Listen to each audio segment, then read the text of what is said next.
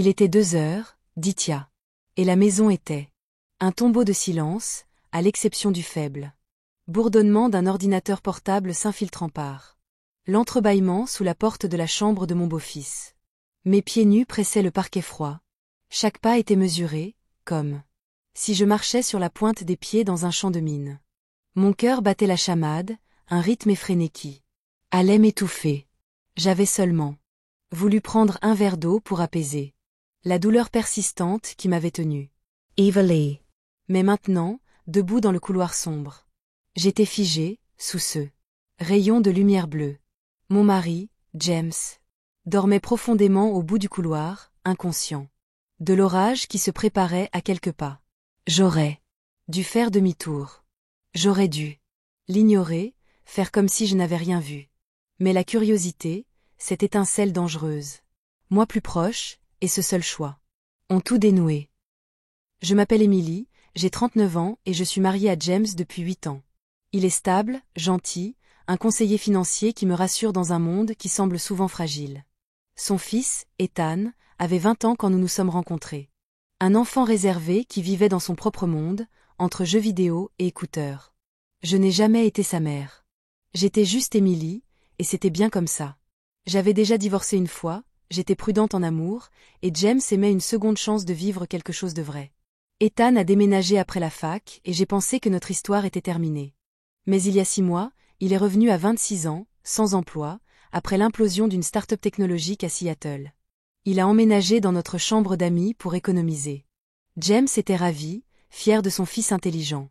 Je me disais que c'était temporaire, mais Ethan n'était plus le garçon timide dont je me souvenais. Il était plus grand, plus large, avec une assurance tranquille qui semblait emplir chaque pièce. Son regard s'attardait un peu trop.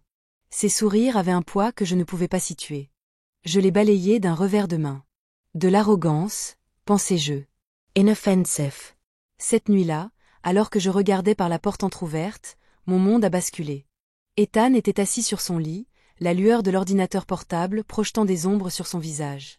Son expression était intense, presque respectueuse, tandis que ses doigts parcouraient le clavier. Puis je l'ai vu. Une vidéo. Pas n'importe laquelle. C'était nous, James et moi, qui devions rester privés. Personne n'aurait dû la voir. Mon estomac s'est retourné, le verre dans ma main tremblant. Depuis combien de temps regardait-il? Comment avait-il pu aggraver la situation? Pourquoi n'avais-je pas crié? Pourquoi n'avais-je pas claqué la porte pour exiger des réponses? Au lieu de cela, je suis restée plantée là, prise dans un étrange mélange de peur et de quelque chose de plus sombre, une sorte d'intrigue. Dans les yeux d'Ethan, je n'ai pas vu que de la curiosité, mais une soif, une fixation qui me clouait sur place. Je reculai, le souffle court, et retournai au lit, où dormait James. Inconsciente que nos vies étaient sur le point de se briser. Les jours qui suivirent furent une torture.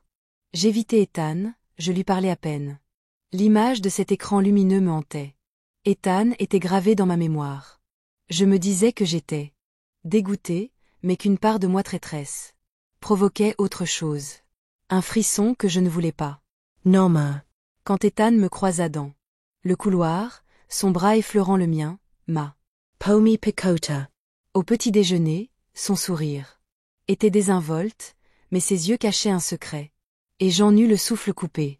Pourquoi une part de moi-même était-elle flattée? J'étais une épouse fidèle, une bonne personne, du moins le croyais-je. Mais c'était indéniable. Un courant dangereux menaçait de m'emporter. Un soir, James partit en voyage d'affaires.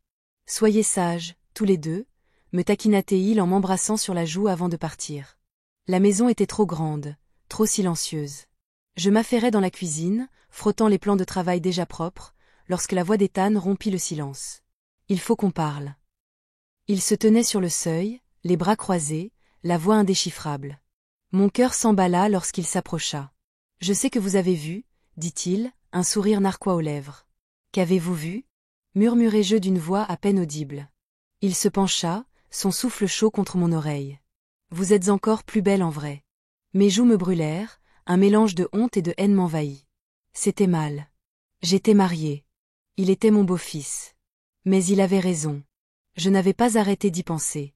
Ce qui suivit fut une danse dangereuse. Ethan a repoussé les limites, ses caresses, une main sur mon bras, un effleurement de ses doigts dans le couloir. Il a laissé sa porte entr'ouverte. La lueur de l'ordinateur portable m'invitait à regarder. Au dîner, son pied effleura le mien sous la table, et je ne partis pas assez vite. Pire encore, je commençais à jouer le jeu, en pyjama plus doux, laissant mon peignoir ouvert. Je me disais que j'avais le contrôle, mais Ethan avait toujours 2 coups d'avance. Je connaissais les limites, le consentement, l'importance de dire non. J'avais lu des livres, suivi des séminaires sur les relations saines. Les limites sont sacrées. Elles nous protègent. Elles maintiennent des relations claires et sûres. Pourtant, j'étais là, avec les limites que j'avais juré de ne jamais franchir, chaque leçon sur le respect de moi-même et des autres. Puis la tempête a frappé, littéralement. L'électricité a été coupée, plongeant la maison dans le noir. Le vent hurlait dehors, secouant les fenêtres. J'étais debout dans la cuisine, agrippé au comptoir, lorsque la voix d'Ethan est venue de derrière, basse et constante. Ce n'est qu'une tempête. Sa chaleur se pressait contre mon dos, ses mains me caressaient la taille. Mon cœur battait fort. « Arrête !» dis-je. Mais ma voix tremblait. Il se pencha plus près, ses lèvres effleurant mon oreille. « Fais-moi !» lança un éclair, illuminant son visage, ses yeux sombres, pleins de désir. J'aurais dû le repousser. Je connaissais le pouvoir du choix. Que le consentement doit être clair et enthousiaste. Mais je n'ai pas dit non. Je l'ai laissé m'approcher. Ses mains me brûlaient la peau. Le plan de travail de la cuisine se pressait contre mon dos lorsque nos lèvres se rencontrèrent. Urgent et imprudent. Pour la première fois depuis des années, j'étais en vie, libérée du poids de la routine. Mais c'était mal, et je le savais. Lorsque les lumières se rallumèrent, la réalité s'imposa. Ethan recula, le souffle court, l'expression indéchiffrable, sans un mot. Il me laissa planter là, les vêtements en désordre, le cœur battant la chamade. Que avais-je fait? James est rentré à la maison. Le lendemain, inconscient, et m'a embrassé. Sur la joue. Ethan agissait normalement, plaisantant avec. Son père et moi, comme si de rien n'était. J'ai essayé de me convaincre que c'était une erreur, faute ponctuelle. Mais 3 nuits plus tard, un léger coup à la porte m'a réveillé. James ronflait. À côté de moi, l'horloge allumait aussi. Je savais que c'était Ethan. Contre toute attente, j'ai ouvert la porte. Il se tenait. Là, nu, son pantalon de survêtement.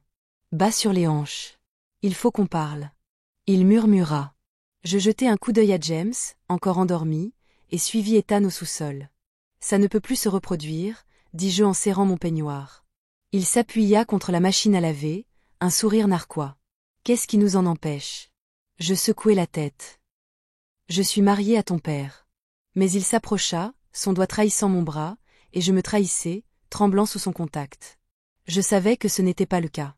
J'avais appris ce qu'étaient les limites émotionnelles, comment les désirs incontrôlés peuvent dégénérer, comment les liaisons détruisent la confiance. Pourtant, j'étais là, à le laisser m'approcher, sachant que c'était mal, mais incapable de m'arrêter. Le mois suivant fut un tourbillon de baisers volés dans le garde-manger, sa main sur ma cuisse sous la table. Chaque contact aggravait ma culpabilité, mais alimentait mon désir. Puis, un matin, je réalisai que j'étais en retard, 2 semaines en retard. La panique m'a envahi tandis que je fixais le test de grossesse sur le comptoir de la salle de bain. James a frappé. Ça va? Visa. J'ai caché le test dans ma poche, en marmonnant à propos d'une gastro-entérite. Quand il est parti travailler, j'ai fait le test. 3 minutes, comme des années. Quand la 2e ligne rose est apparue, mes genoux ont lâché. Ça pourrait être celui de James. Ça pourrait être celui d'Ethan. J'ai confronté Ethan en lui fourrant le test dans les mains. Ses yeux se sont illuminés. C'est parfait, a-t-il dit en souriant. On peut arrêter de se cacher, j'ai reculé. Tu crois que je quitterai James pour toi? Son visage s'est durci. Tu l'as déjà fait. Chaque fois que je te touche, tu es à moi. Il m'a donné 3 jours pour le dire à James. Ou il le ferait. J'étais piégée. Si je le disais à James, il me quitterait. Sinon, Ethan détruirait tout. Ce soir-là, j'ai fait mon choix. J'ai fait ma valise, laissé mon mariage sur le comptoir avec un mot, et je suis partie en voiture dans la nuit.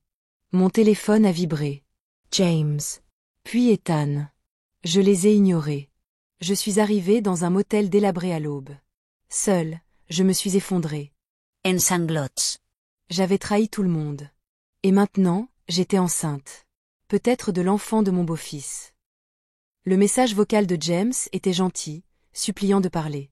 La culpabilité m'a écrasé. Il pensait que c'était juste nous, pas la trahison la plus profonde. Puis des coups à la porte du motel m'ont réveillé. La voix d'Ethan. Emily, ouvre. Mon cœur s'est arrêté. Comment m'avait-il trouvé? J'ai ouvert la porte et je l'ai vu, échevelé, avec James derrière lui, le visage mêlé de colère et de confusion. À quoi pensais-tu? En courant, a demandé James. Ethan s'est tourné vers lui, la voix froide. Elle est enceinte. C'est à moi. James. Titube, ses yeux me brisant le cœur. Combien de temps? Murmura-t-il. Ethan eut un sourire narquois. Un instant. James émit un son guttural. Et sortit en trombe. La porte claqua comme un jugement dernier. Ethan Ritt, creux. Et cruel. Ça s'est bien passé. Je le vis. Clairement alors. Pas de l'amour, mais un jeu. Il aurait tout. La vidéo, la séduction, le test. Tu as planifié ça, dis-je. D'une voix tremblante. Il haussa les épaules. Yeah. Te voulais. Le reste, ce sont des dommages collatéraux. J'attrapai mon sac à main, mais il vit. Mon poignet. Où crois-tu que tu vas? Je le rencontrai, provocateur. Regarde-moi. Je sortis, le laissant derrière moi. Le lendemain matin, dans un restaurant, je m'assis dans une banquette chaleureuse, un café froid à la main. La. Servoise, Clara, remplit ma tasse, les regards. Bienveillant. Demanda-t-elle. Je m'effondrai en sanglots et lui racontai tout. Elle me prit la main, fermement. Tu n'es pas seule, dit-elle. Recommence. Tu es plus forte que tu ne le penses. Ces mots faisaient écho à des leçons que j'avais ignorées, sur le respect de soi, sur le choix de voix qui respecte ses valeurs. J'avais échoué, mais je pouvais reconstruire. 2 semaines plus tard, les papiers du divorce de James arrivaient dans mon nouveau studio au-dessus d'une laverie. Pas de dispute, pas d'exigence, juste le silence. La douleur était pire que n'importe quelle dispute. Enceinte de 7 mois, je travaillais dans une librairie. Les coups de pied du bébé me rappelaient mes erreurs. Un jour de pluie, Ethan entra, trempé. Tu es belle, enceinte, dit-il comme si rien n'avait changé. Je me suis serré le ventre. Il n'y a pas de nous. Gatan. Ben. Il s'approcha, murmura à propos d'un test ADN. J'ai tenu bon, sachant que mon enfant méritait mieux que ces jeux. Quand le travail a commencé, j'étais seule à l'hôpital, chronométrant les contractions dans un taxi. Ma fille, Lily, est née parfaite, son petit visage était un nouveau départ.